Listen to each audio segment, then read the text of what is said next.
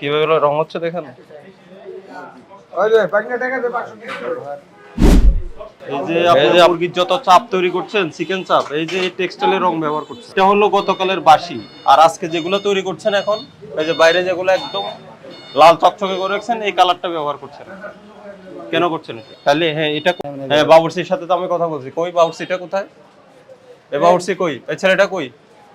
এই এদিকে আসো, এদিকে আসো। এই যে সামনে এই যে এই রংটা কোথায় ব্যবহার করছে? সামনে যে সাজানো ওটাতে না? না এটা না, গ্রিল না, শুধু চাপের মধ্যে হালকা।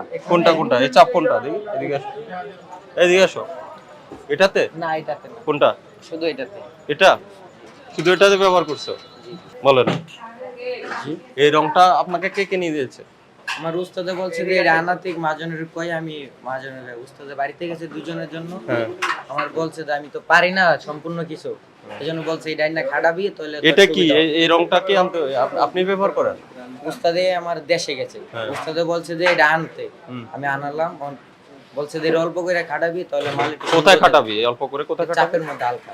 চাপের মধ্যে যখন তৈরি করবে এটা দিয়ে দিতে বলছে, জি। তাইতে যে লাল চকচকে হবে। হ্যাঁ। তো আপনি জানেন না এইভাবে এইসব রং, টেক্সটাইলের রং, যেটা কাপড়ের রং ব্যবহার করে, কাপড়ে ব্যবহার করে রং করার জন্য, ওটা যে খাবারে দিলে এটা ক্ষতিকর হবে, এটা আপনি জানেন সেটা না? তো আমি জানি না, কাপড়ের যে কি কাপড় ব্যবহার করে না কি ব্যবহার করে সেটা তো তো আমি না জানি আপনি একটা রং কেন চাপের মধ্যে ব্যবহার করবেন? আমারও বলছে চাপে ব্যবহারের দরকারটা কি এটা? এখন থেকে আর ব্যবহার করবো এটা না। কই এই ম্যানেজার কই? এদিকে আসেন।